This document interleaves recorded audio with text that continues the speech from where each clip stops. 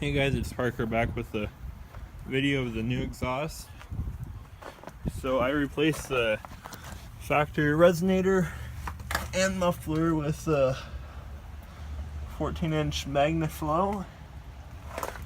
And you can see right there. And then I put a nice 4-inch chrome tip on it.